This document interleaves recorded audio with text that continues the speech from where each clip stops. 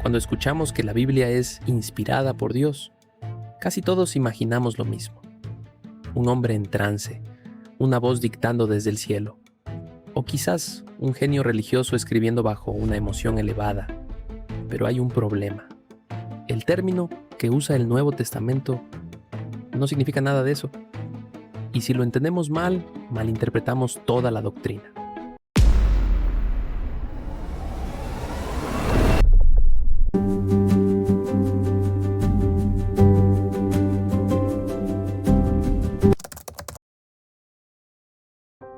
En el episodio anterior vimos algo incómodo para muchos creyentes. La Biblia no cayó del cielo. Fue escrita por hombres reales, en lenguas reales, en culturas antiguas.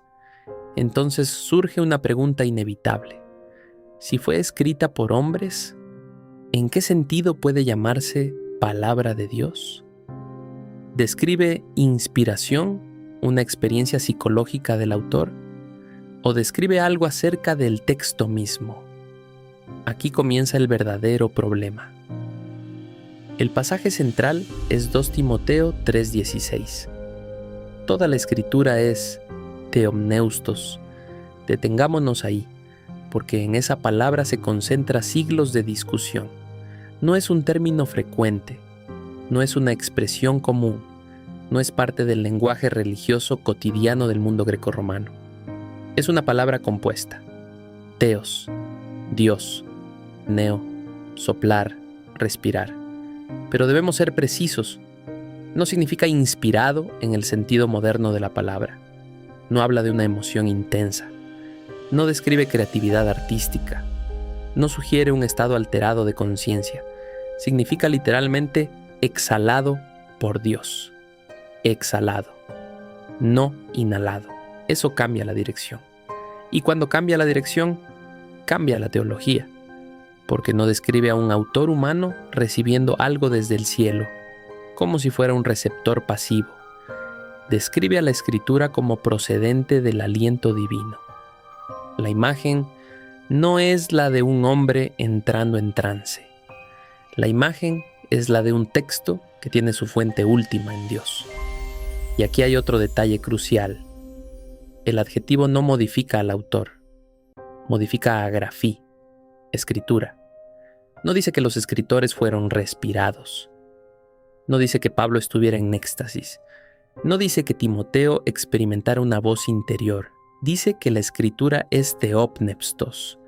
El énfasis está en el producto, en el resultado, en el texto mismo. Académicamente hablando, la afirmación es ontológica, no psicológica.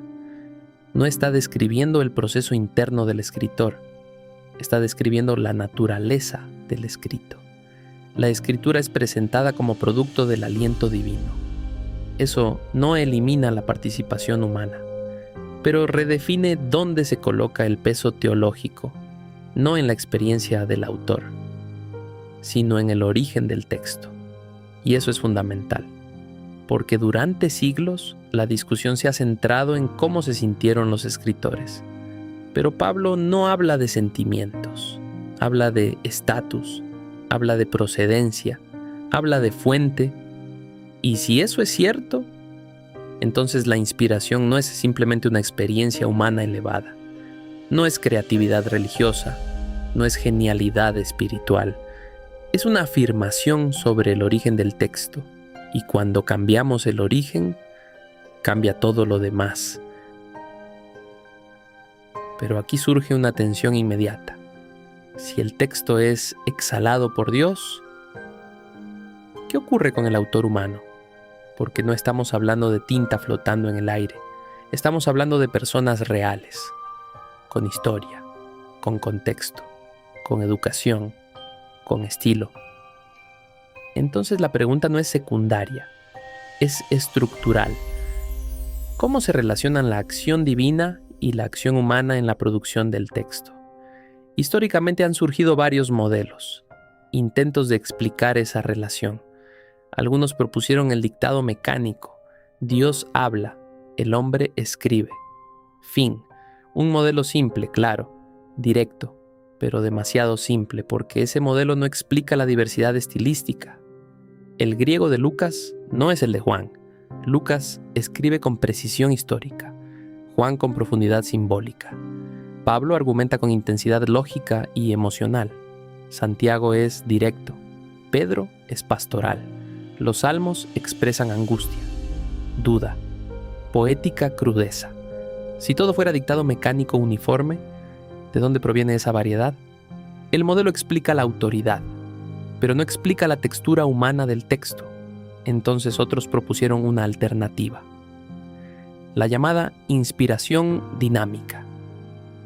Dios inspiró ideas generales, conceptos amplios, verdades fundamentales. Las palabras quedaron a cargo del autor, el pensamiento sería divino. La expresión, humana, suena razonable, incluso elegante. Pero aquí surge un problema filosófico profundo. Pensamiento y lenguaje no pueden separarse tan fácilmente. No pensamos primero en abstracto y luego vestimos el pensamiento con palabras neutrales. Pensamos en lenguaje. Las palabras no son recipientes intercambiables, son parte constitutiva del significado. Si las palabras fallan, ¿la doctrina sigue siendo segura? Si el lenguaje altera el contenido, ¿dónde reside la garantía? Y entonces, en el siglo XIX, con el auge de la teología liberal, la categoría misma de inspiración fue redefinida, ya no como comunicación divina proposicional, ya no como texto con origen en el aliento de Dios, sino como elevación de la conciencia religiosa. La Biblia sería el testimonio humano de experiencias espirituales profundas, valiosas, pero humanas, no revelación objetiva, sino reflexión religiosa. La autoridad ya no residiría en el texto, sino en la experiencia que lo generó. Y en el siglo XX, Karl Barth propuso algo distinto. No redujo la escritura a mera experiencia humana, pero tampoco afirmó que fuera palabra de Dios en sí misma de manera automática. Para Barth, la Biblia no es palabra de Dios en sí misma. Se convierte en palabra de Dios cuando Dios decide revelarse a través de ella. Es un evento, un acto, no una cualidad ontológica permanente del texto. Observe la tensión. ¿Es la Biblia ontológicamente palabra de Dios? Es decir, ¿lo es por su propia naturaleza? ¿O solo funcionalmente en ciertos momentos de encuentro? La pregunta no es trivial, no es académica en el sentido superficial. Define dónde reside la autoridad, en el texto, en la experiencia o en el evento, y esa distinción lo cambia todo. Aquí necesitamos precisión conceptual, porque cuando los términos se mezclan, la teología se vuelve confusa, y cuando la teología se vuelve confusa, las conclusiones también. No todo es lo mismo. Revelación no es lo mismo que inspiración, e iluminación tampoco es lo mismo que ninguna de las dos. Son categorías distintas, y distinguirlas no es un ejercicio académico innecesario. Es una necesidad estructural. Revelación es el acto por el cual Dios comunica verdad que el ser humano no podría descubrir por sí mismo, verdad que no se alcanza por observación, ni por intuición, ni por análisis filosófico. Es iniciativa divina. Es el momento en que algo oculto es dado a conocer. Pero esa revelación por sí sola no es todavía escritura. Para que exista escritura, esa revelación debe quedar consignada. Y ahí entramos en la segunda categoría, inspiración.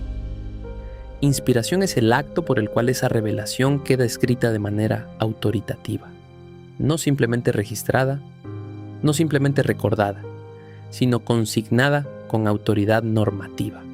Aquí ya no hablamos del acto de revelar, hablamos del acto de escribir, del texto, del documento.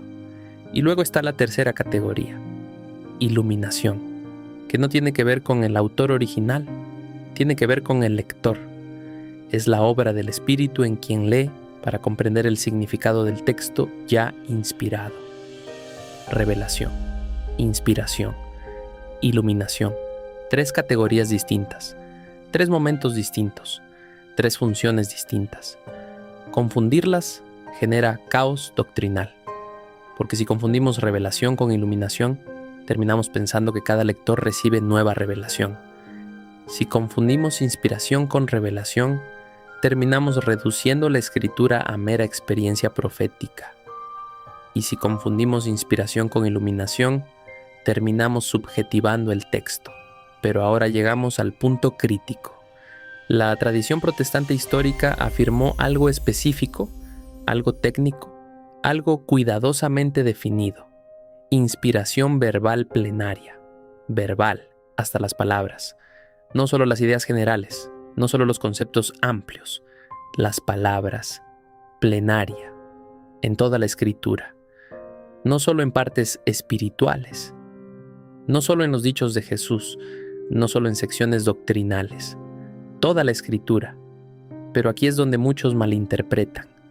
No porque el autor fuera un robot, no porque su personalidad desapareciera, no porque su estilo fuera anulado, sino porque Dios, como causa principal, actuó concurrentemente con el autor humano, causa instrumental real. Aquí aparece el concepto clásico de concursus, un término técnico, no competencia. Concurrencia. Dios no compite con la agencia humana, la fundamenta, la sostiene, la hace posible, no reemplaza al autor, actúa en y a través de él. Y sin embargo, cuando se afirma esto, surge la objeción más fuerte. Si errar es humano, ¿cómo puede un texto escrito por humanos ser inerrante sin dejar de ser humano? La pregunta no es superficial, no es una objeción moderna trivial, es una tensión estructural, porque la historia entera de la humanidad está marcada por la falibilidad, limitación, condicionamiento cultural, lenguaje imperfecto, memoria frágil, perspectiva situada. Todo autor humano escribe desde un contexto, desde una lengua específica, desde categorías propias de su tiempo. Entonces, si afirmamos que la escritura es plenamente humana, ¿cómo afirmamos al mismo tiempo que es plenamente verdadera sin error en aquello que afirma? ¿Exige la inspiración una suspensión milagrosa, constante de la falibilidad humana? ¿Una intervención divina que anule cada posible desliz? ¿O estamos ante una paradoja más profunda? Una realidad donde lo divino y lo humano no se excluyen, pero tampoco se confunden, porque si negamos la humanidad real del texto, lo convertimos en algo ajeno a la historia. Pero si negamos su origen divino, lo reducimos a literatura religiosa antigua. Y ninguna de las dos opciones hace justicia al fenómeno bíblico. La tensión permanece, no desaparece con una frase rápida, no se resuelve con simplificaciones, y cualquier intento de resolverla, eliminando uno de los polos, termina empobreciendo el resultado. Estamos ante una afirmación que exige precisión, y profundidad, y paciencia intelectual. La doctrina histórica no afirmó que los autores dejaran de ser humanos, nunca sostuvo que su personalidad fuera suspendida, ni que su contexto desapareciera, ni que su lenguaje fuera reemplazado por uno celestial. Afirmó algo más matizado, que Dios obró de tal manera que el resultado final, el texto, es verdaderamente humano y verdaderamente divino. No 50% y 50%, no una mezcla diluida, no una cooperación parcial, sino 100% y 100%.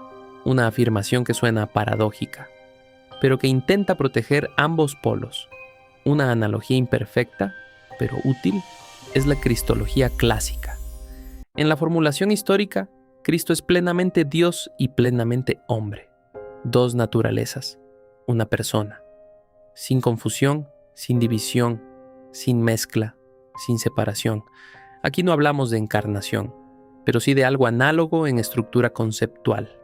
Autoría dual, Dios como causa principal, el autor humano como causa instrumental real, no competidores, no rivales, concurrencia, pero cuidado. Esto no elimina las preguntas sobre los autógrafos originales. No resuelve aún el debate sobre variantes textuales. No responde completamente a la crítica moderna. No agota la discusión filosófica sobre el lenguaje. No cierra el diálogo con la historiografía contemporánea. Solo establece algo fundamental. Inspirada por Dios no significa dictado mecánico. No significa genio religioso. No significa experiencia subjetiva elevada. Significa que la Escritura, en su origen, es presentada como el producto del aliento divino. Y si el origen es divino, la autoridad no depende primariamente de nuestra experiencia con el texto. La autoridad funcional deriva de su origen ontológico, y eso cambia completamente la conversación.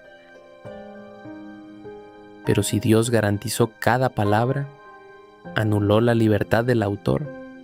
¿Fue Pablo libre al escribir? ¿O estaba simplemente transcribiendo? ¿Es la Biblia el resultado de un dictado celestial o de algo mucho más misterioso? Para responderlo, necesitamos explorar el concepto de autoría dual. Y eso nos lleva al siguiente episodio, porque la tensión no es el enemigo, es el comienzo del entendimiento. La verdad no teme investigación. Si este análisis te ayudó a replantear lo que significa inspiración, suscríbete y deja tu pregunta en los comentarios. En el próximo episodio abordaremos una de las preguntas más profundas de la teología cristiana. ¿Cómo pueden Dios y el hombre ser autores simultáneamente? Nos vemos en el siguiente.